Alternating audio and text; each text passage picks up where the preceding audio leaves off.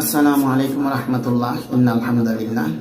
আজকে আমি এমন একটা বিষয় নিয়ে আলোচনা করব যে বিষয়টা আমাদের গ্রামে গঞ্জে শহরে বন্দরে প্রায় চায়ের দোকানে গাড়িতে সব জায়গায় প্রায় আলোচনা হয়। কাউকে যদি মাদ্রাসা দেওয়া হয় বা কেউ যদি হাফেজ হয়, কোরআনের হাফেজ হয়, তখন আমরা অধিকাংশ মানুষ মনে করি যে খাইছি তো সেই তরটা খুব ভালো একটা হয়ে গেছে। কারণ এর ফ্যামিলি যে কেউ যদি কোরআনে হাফেজ হয় তখন সান্ত্বনা দিতে থাকে, আরে তোমার ফ্যামিলির 10 জনকে তো সে জান্নাতে নিয়ে নিতে পারবে, তোমার আর কোনো চিন্তা নেই। বাপ মাকে বলে, ভাই বোনকে বলে, এই সমস্ত কথাগুলো বলে। কিন্তু আসলে এই কথাগুলি, এই হাদিসটা কতটুকু সত্য না মিথ্যা কখন আমরা যাচাই করার চেষ্টা করি না। আর আমাদের কিছু অর্ধশিক্ষিত কিছু মানুষ, অর্ধশিক্ষিত কিছু আলেম যে কিছু পড়াশোনা করছে, পড়াশোনা করে দেখা যায় নুরানি মাদ্রাসা প্রশিক্ষণ দিয়েছে, প্রশিক্ষণ দেওয়ার পরে দেখা যায় তারপরে মাদ্রাসা পড়াই করে এই মানুষগুলো বেশি প্রচার করে। কারণ একটা হাদিসে বলতেছেন, হাদিসটা যদি মিথ্যা হয় তাহলে এইটুকুই তার জন্য জাহান্নামে যাওয়ার জন্য যথেষ্ট। কিন্তু এই কথাটা কখনো চিন্তাও করে না, সরাসরি অনায়াসে বলতে থাকে যে একজন হাফেজ কিয়ামতের ময়দানে 10 জন যাদের উপর জাহান্নাম ওয়াজিব হয়ে গেছে তাদেরকে জাহান্নাম থেকে মুক্ত করে জান্নাতে নিয়ে যাবে, এরকম সরাসরি বলতে থাকে। কিন্তু এই হাদিসটা আসছে সুনান ইবনে মাজাহ 216 নম্বর হাদিস।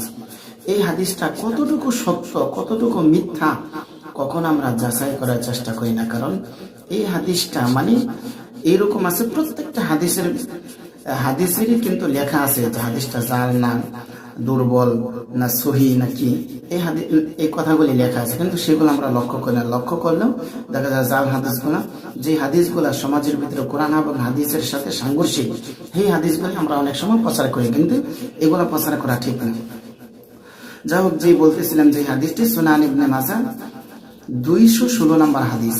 এখানে আল্লাহর রাসূল বলেছেন, মানে বর্ণনাকারী বলছেন যে কাল কিয়ামতের ময়দানে কেউ যদি হাফেজ হয়, একজন হাফেজ 10 জন জাহান্নাম যাদের জন্য অবধারিত হয়ে গেছে, ওয়াজিব হয়ে গেছে, তাদেরকে সে সুপারিশ করে জান্নাতে নিয়ে যাবে।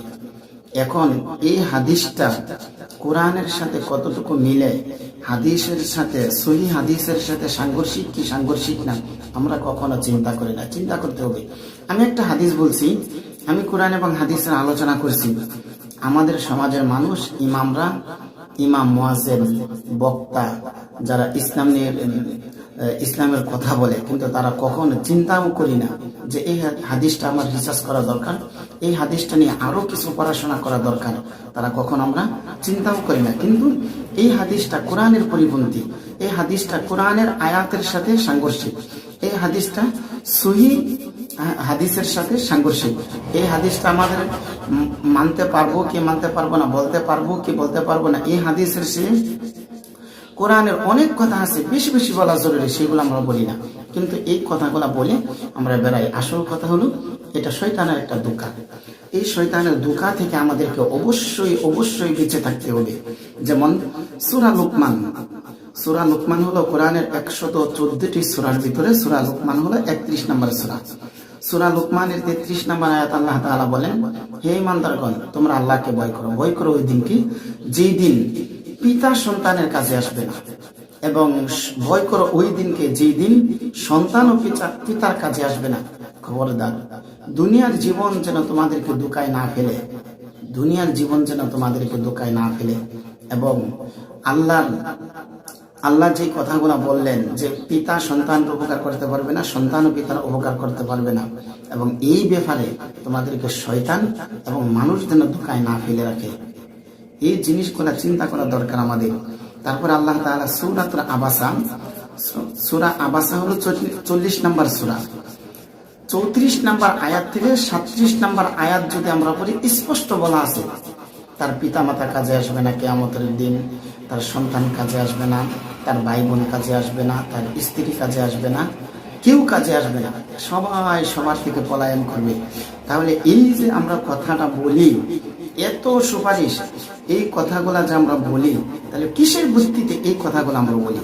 কারণ কোরআনে যেখানে আল্লাহ তাআলা বলছেন সেদিন কি করবে, ইয়াউমা ইয়াফিরুল মারউ মিন আখি, সূরা আবাসা 34 নম্বর আয়াত। সেদিন মানুষ পালাতে থাকবে নিজের ভাই থেকে, মানুষ এক ভাই আরেক ভাই থেকে পালাতে থাকবে, তারপর শুধু ভাই থেকে পালাবে না, উম্মিহি ও আবিন, মানুষ পলায়ন করবে তার মা থেকে, তার পিতা থেকে। তাহলে দেখা যায় যেখানে আল্লাহ বলছেন মানুষ পলায়ন করবে পিতা থেকে, মাথা থেকে, সেখানে আমরা অনায়াসে বলতেছি যে একজন কোরআনের হাফেজ যে হবে তার গোষ্ঠীর 10 জনকে জান্নাতে নিয়ে যাবে। অথচ কোরআনের হাফেজের আমল করলো কি করলো না, সে নিজেও কি জান্নাতে যাবে কি যাবে না, এই জিনিসটা কখনো আমরা চিন্তা করার চেষ্টা করি না, কখনো একটু বিবেক খাটানোর চিন্তা করি না। তারপর আল্লাহ তাআলা বলেন সাহিবাতি ওয়া বানি, নিজের স্ত্রীও পলায়ন করবে, ওয়া বানি, এবং নিজের ছেলে মেয়ে যারা আছে তারাও পলায়ন করবে। তাহলে আমরা কিভাবে বসে থাকি যে আমার একজন ছেলে হাফেজ হলো, আলেম হলো, সে আমাকে আমল করা ব্যতীত শুধু বসে থাকি তার দিকে যে সে আমাকে জান্নাতে নিয়ে যাবে সুপারিশ করে। এই সমস্ত কথাবার্তা আমাদের প্রত্যেকের চিন্তা করা দরকার যে এগুলা যে কথাগুলা কোরআনের সাথে সাংঘর্ষিক সেগুলা মানা যাবে কি যাবে না চিন্তা করতে হবে। তারপর আল্লাহ তাআলা বলেন লিকুল্লি ইমরিইম মিনকুম ইয়াওমা ইযিন শাআনুন ইউগনি, তাদের প্রত্যেককে সেদিন এমন কঠিন সময়ের মুখোমুখি হতে হবে যে নিজের ছাড়া আর কারো কথা তার মনে থাকবে না। এমন একটা সময়, এমন একটা পরিস্থিতির সম্মুখীন আমরা হব কিয়ামতের ময়দানে শুধু নিজের চিন্তা ব্যতীত অন্য কারো কোনো চিন্তা করার মতো সময় সেই সময় হবে না, থাকবে না। কারণ একটা ঘরের ভিতরে যদি আগুন লাগাই দেওয়া হয়, সেখানে যদি তার পিতা সন্তানাদি সবটিকে বন্ধ করে যদি আগুন লাগিয়ে দেওয়া হয়, তখন কিন্তু প্রত্যেকেই চিন্তা করবে আমি আগে বাঁচি, আমি আগে বাঁচি। এই জন্য যেমন করোনার সময় দেখা যায় পিতার করোনা হয়েছে, সন্তান পলায়ন করছে, ফ্যামিলির একজনের করোনা হয়েছে, দেখা যায় তাকে রেখে বাসা থেকে পলায়ন করে চলে গেছে, দূরে চলে গেছে। ঠিক তেমনি ভাবে কোরআনের এই কথাগুলা যদি আমরা পড়ি এবং শুনি, মানি, তাহলে স্পষ্ট বোঝা যাবে আমরা যে আশায় বসে আছি যে কিয়ামতের ময়দানে আমাকে সুপারিশ করবে আমার ছেলে আলেম, আমার নাতি কোরআনের হাফেজ, আমার ছেলে কোরআনের হাফেজ, কিন্তু লাভ হবে না, কোনো লাভ নেই।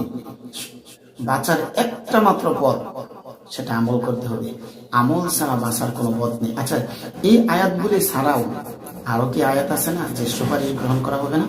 সূরা বাকারার 48 নম্বর আয়াত আল্লাহ তাআলা বলেন কারো সুপারিশ গ্রহণ করা হবে না। সূরা বাকারা 125 নম্বর আয়াত আল্লাহ তাআলা বলেন কোনো সুপারিশ গ্রহণ করা হবে না।